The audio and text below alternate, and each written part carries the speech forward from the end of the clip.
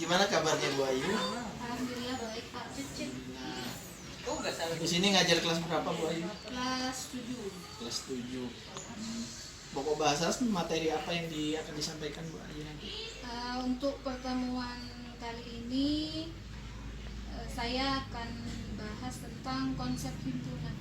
Konsep indikator yang akan saudara sajikan apa saja, ada yang akan disampaikan nanti? Untuk kali ini anak-anak akan diajari bagaimana cara memahami apa itu himpunan, kemudian bagaimana membedakan suatu himpunan atau bukan, kemudian juga akhirnya mendata apa saja yang masuk ke dalam himpunan itu sendiri. Terus metode yang akan disampaikan? Seperti biasa saya tetap pakai ceramah meskipun sebentar, kemudian ada diskusi juga dan penugasan. Alasan menggunakan metode ceramah atau diskusi? Sebenarnya ya untuk mencapai apa yang ingin saya sampaikan ke anak-anak melalui diskusi, jadi anak-anak bisa lebih kreatif ketika menentukan hasil diskusinya. Terus untuk alat dan bahan yang digunakan apa saja itu? Kalau untuk alat atau media, saya seperti biasa selalu menggunakan PPT untuk mempermudah anak-anak. Jadi anak-anak bisa lebih fokus ke depan ya. Kemudian pakai LKPD tentunya, lembar kerja ya. Terus coba ceritakan Bu Ayu itu tahapan dalam proses pembelajarannya. Jadi untuk pertemuan kali ini ya seperti sebelum-sebelumnya juga ada pendahuluan, inti sama juga penutup. Di pendahuluan saya tetap akan melakukan persepsi, kemudian juga mau memotivasi siswa bagaimana pada akhirnya anak-anak akan tertarik untuk belajar tentang himpunan ini Pak. Kemudian untuk di kegiatan inti akan saya ajak untuk berdiskusi sesuai dengan LKPD yang sudah saya siapkan. Kemudian tentunya nanti bisa perwakilan kelompok 2 atau 1 kelompok untuk mempresentasikannya di depan. Untuk di kegiatan penutup seperti biasa, selain saya memberikan feedback ke anak-anak, anak-anak akan diajak juga menyimpulkan. Sesuai tahapan di RPP-nya Ibu ya. Terus kira-kira dari materi yang akan Ibu sampaikan, adakah materi yang sulit bisa ditangkap oleh siswa? Sebenarnya kalau untuk pertemuan ini karena babnya masih di awal, saya kira masih belum ada yang sulit. Kecuali sudah masuk ke pertemuan selanjutnya, di situ ada operasi himpunan, baru itu akan mengalami kesulitan sepertinya begitu. Pengalaman di tahun pelajaran seperti itu. Jadi materi yang akan disampaikan nanti ini bisa diterima semua oleh siswa. Terus kompetensi apa yang bisa dimiliki siswa setelah mengikuti materi pembelajaran ini? Jadi untuk pertemuan ini anak-anak itu seperti yang sudah disampaikan di awal di tujuan pembelajaran saya pada pertemuan kali ini, anak-anak bisa membedakan mana yang himpunan, mana yang bukan, kemudian juga bisa menentukan himpunan semesta juga. Terus kira-kira adakah yang perlu mendapat perhatian khusus dari pembelajaran ini? Ya tentu ada, setiap terutama kelas 7 karena masih awal penyesuaian dari SD mau mulai di SMP. Mungkin kalau di SD jarang-jarang diskusi, sekarang lebih sering diajak berdiskusi. Sepertinya matematika kalau diajak berdiskusi seperti di situ ada sedikit yang perlu saya perhatikan. Jadi anak-anak akan disesuaikan cara belajarnya. Mulai dari yang selalu mendengar matematika diterangkan. Nah kalau sudah di SMP, maksud saya di MTS, di madrasah ini akan kami ajak untuk berdiskusi sambil dan sesuai dengan apa yang sudah dibuat gitu ya. Jadi mungkin itu tahap awal pengamatan kami selaku kepala madrasah Ibu. Setelah ini ya monggo Ibu masuk sesuai jadwalnya, nanti saya akan melihat proses pembelajarannya apa sudah sesuai dengan apa yang disampaikan. Monggo Ibu, nanti setelah ini saya ikut ke sana juga mengamati.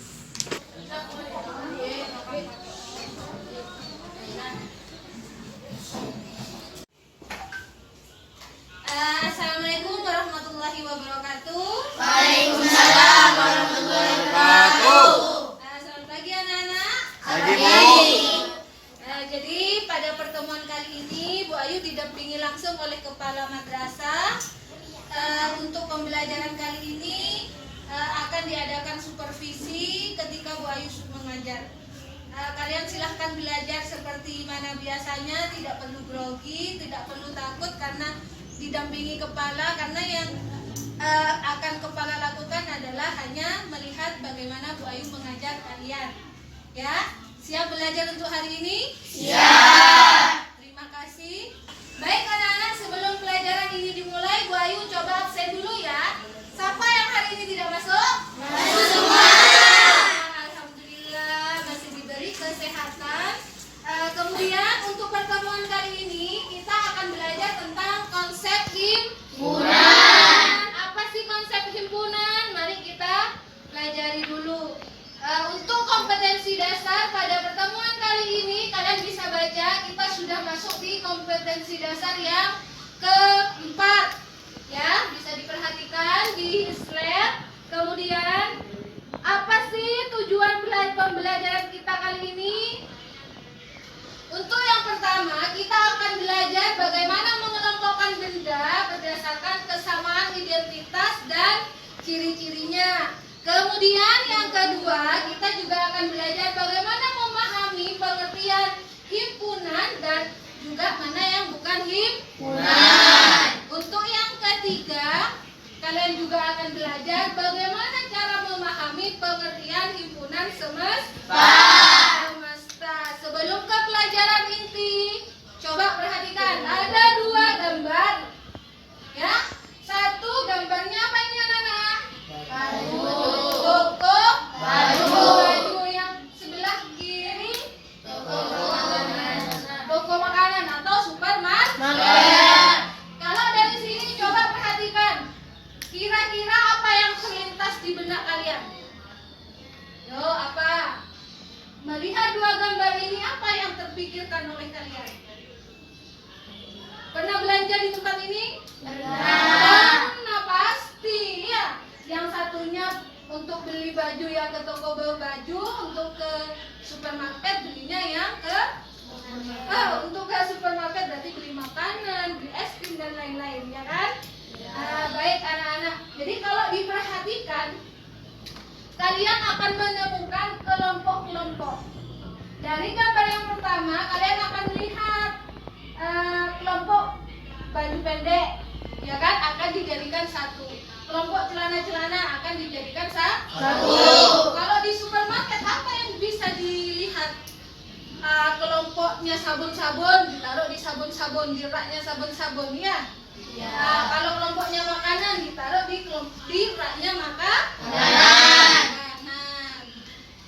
Jadi bisa dilihat. Jadi kalian perhatikan yang sudah Bu Ayu paparkan sebelumnya, yaitu menggambarkan penerapan konsep himpunan, di mana barang-barang yang sejenis dikelompokkan jadi satu. Yang baju di baju, yang celana di celana. Nah, sampai di sini ada yang mau ditanyakan?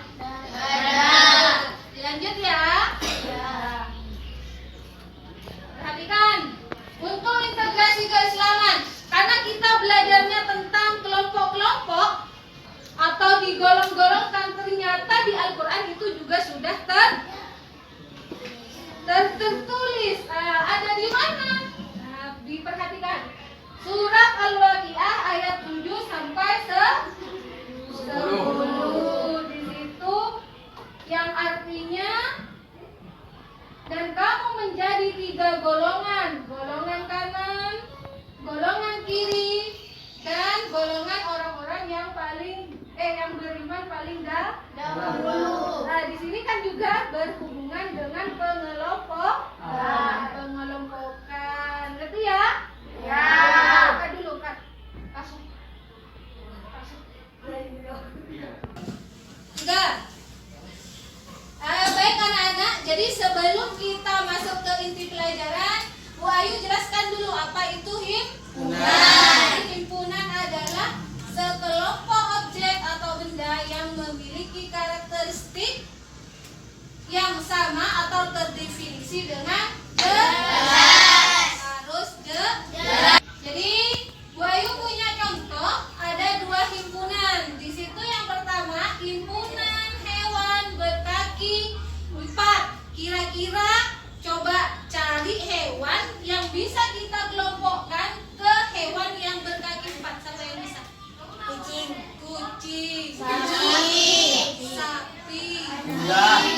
kuda, gajah, dan banyak lagi ya.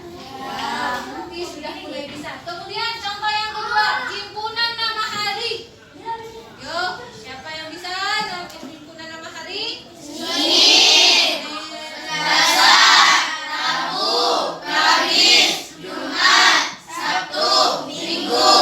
Bagus, pintar. Jadi sudah bisa menemukan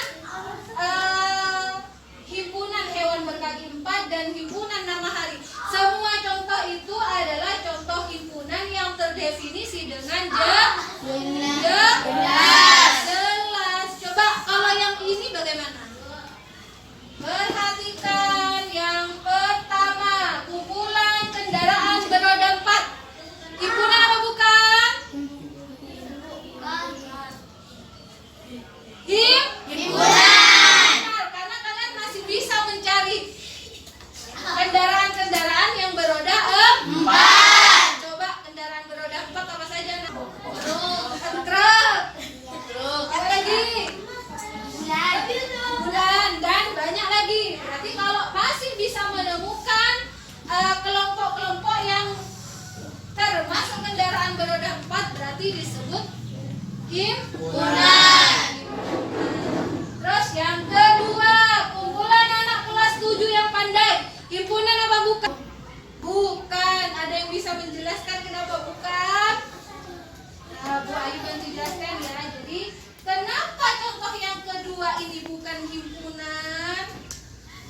Nah, seperti yang sudah dijelaskan di awal bahwa himpunan itu harus terdefinisi dengan jelas. Apakah orang yang pintar matematika pasti pandai? Belum tentu. Apakah orang yang tidak pintar bahasa Inggris dan tidak pintar bahasa Inggris terus cuma pintarnya baca kitab bukan termasuk anak yang pandai? Belum tentu juga. Karena apa? Karena yang contoh yang kedua adalah apa? Tidak terdefinisi dengan jelas. Apa yang dimaksud pandai itu, ya kan? Apa yang tidak bisa matematika tapi bisa karate itu tidak pandai, belum tentu juga ya. Nanti ya di sini ya. Ya. Nah, kalau yang nomor 3, kumpulan anak kelas 7 yang cantik. Himpunan apa bukan? Bukan. Ya. Karena kelas 7-nya selain bukan hanya perempuan semua, juga ada laki. Selain itu, apa yang hitam tidak cantik? Cantik juga buat Bu Ayu. Ya. Berarti bukan. Yang keempat, himpunan apa bukan? Himpunan. Yang kelima, Himpunan. stop. Baik anak-anak, jadi tadi sekilas Bu Ayu sudah menjelaskan apa itu konsep himpunan. Selanjutnya tugas kalian adalah silahkan buat kelompok terdiri dari 4 sampai 5 siswa ya. Kemudian Bu Ayu akan memberikan selembar LKPD, lembar kerja peserta didik, di mana di dalamnya terdapat beberapa gambar. Kalian nanti kelompokkan sesuai dengan nama himpunannya. Habis ini silahkan didiskusikan. Baiklah anak-anak, karena diskusi sudah selesai dan sudah ada juga perwakilan kelompok yang mempresentasikan hasil diskusinya, maka sebelum kita tutup pembelajaran kita hari ini, Bu Ayu ingin tahu, adakah perwakilan dari kalian yang mau memberikan kesimpulan? Coba siapa yang berani memberikan kesimpulan untuk materi kita kali ini? Oh baik, Lira sama Badut. Lira dulu. Coba Lir, apa kesimpulannya kita kali ini Lira? Himpunan adalah sekumpulan objek atau benda yang memiliki karakteristik yang sama atau berdefinisi dengan jelas. Baik. Terus Bahrul, bisa dilanjutkan kesimpulan yang Lira kasih? Himpunan semesta adalah himpunan yang memuat semua anggota himpunan yang dibicarakan. Baik, yang disimpulkan temannya itu sudah benar.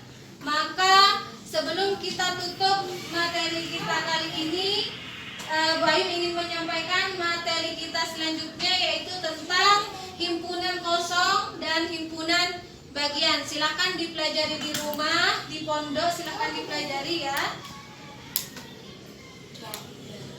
Baik anak-anak, kita sudah berada di akhir pembelajaran. Bu Ayu akhiri. Assalamualaikum warahmatullahi wabarakatuh. Waalaikumsalam warahmatullahi wabarakatuh. Alhamdulillah proses pembelajaran sudah dilalui Ibu. Sekarang di sini pengamatan setelah proses ya kita evaluasi bersama Ibu. Jadi kira-kira dari kegiatan pembelajaran tadi yang sudah dilaksanakan Ibu, rencana sesuai dengan rencana RPP atau tidak? Kalau sesuai 100% tidak mungkin Bapak. Jadi sebaik apapun direncanakan itu mesti ada meleset-melesetnya. Kira-kira 80% lah dari yang direncanakan, alhamdulillah terlaksana. Kira-kira dari proses tadi yang Ibu rasakan, apa yang menurut Ibu yang kurang puas dari pelaksanaan tadi itu? Kurang puasnya itu ketika anak-anak menyampaikan hasil diskusinya. Jadi kalau ketika diminta menyampaikan hasil diskusinya melalui presentasi ke depan kelas, anak-anak ya biasa, karena masih kelas 7, saya maklumi masih malu, masih kurang berani untuk ngomong ini loh jawabannya, begini loh caranya, itu masih belum bisa dikatakan berhasil. Jadi perkiraan berapa persen menurut Ibu terkait dengan Kalau pelaksanaan tadi? selama proses Keberhasilannya? itu saya pikir 75 sampai 80 sih Pak. 75%. Hanya memang kurangnya di ketika menyampaikan hasil diskusinya. Menurut sampean apa sih kesulitan yang terjadi pada siswa itu? Kesulitannya hanya mereka kurang percaya diri saja. Kurang percaya Iya, diri. hanya kurang percaya diri, mungkin karena masih ya digojloki teman, masih juga ya karena ini kan materi baru, bukan meneruskan dari SD. Kalau materi sebelumnya itu ada bilangan bulat, itu meneruskan dari SD. Kalau himpunan ini benar-benar baru.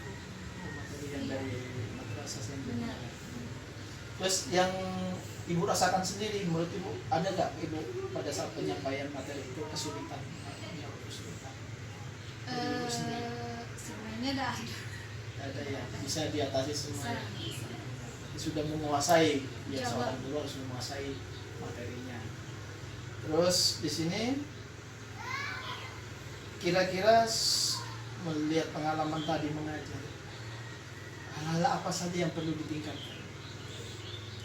Untuk hal yang perlu saya tingkatkan mulai dari saya sendiri, untuk persiapan sebenarnya kadang ya biasa namanya jadi selain jadi guru juga jadi seorang ibu rumah tangga, kadang waktunya untuk menyiapkan perangkat itu ya keteteran Pak. Jadi kadang kalau sanggup ya saya selesaikan di awal di awal tahun ajaran, tapi kalau tidak sanggup ya saya di kocel sambil lalu mengajar sambil lalu mengerjakan. Kemudian kalau di anak-anak tetap karena matematika ini masih dianggap sulit, maka biasanya saya memang menyiapkan modul khusus untuk semua materi yang akan dipelajari oleh anak-anak selama 1 semester misalkan. Kalau misalkan tidak ada kendala, maka saya siapkan selama 1 tahun bahkan. Begitu. Jadi kalau hasil pengamatan saya yang tadi masuk ke kelas itu, memang setiap orang itu ada kelemahan, ada kelebihan Ibu ya. Jadi ada kelemahan kelebihan. Ya di sini terkait dengan pendahuluan, saya kira sudah maksimal, sudah bisa masuk standar sesuai dengan RPP yang tadi sampaikan ke kami.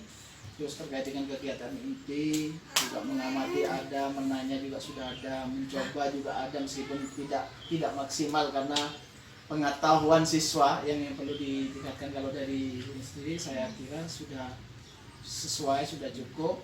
Terus menalar juga, mengkomunikasikan juga sudah ada interaksi antara siswa dan antara siswa dengan guru sudah ada, itu sudah bagus Bu.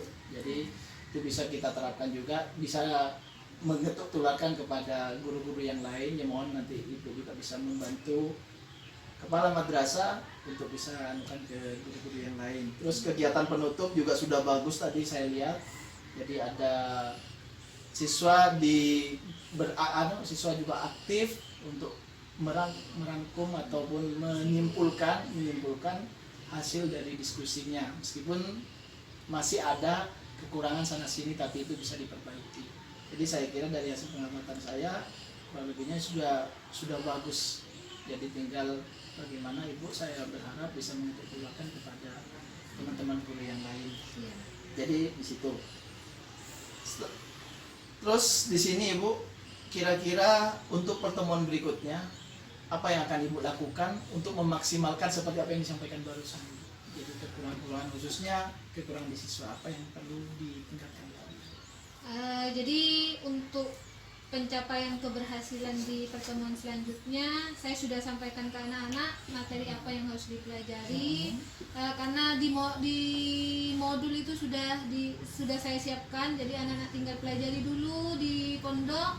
Kemudian ketika sudah sampai di pertemuan selanjutnya, anak-anak sudah punya gambaran sedikit mengenai materi apa. Saya kira itu yang bisa juga menjadi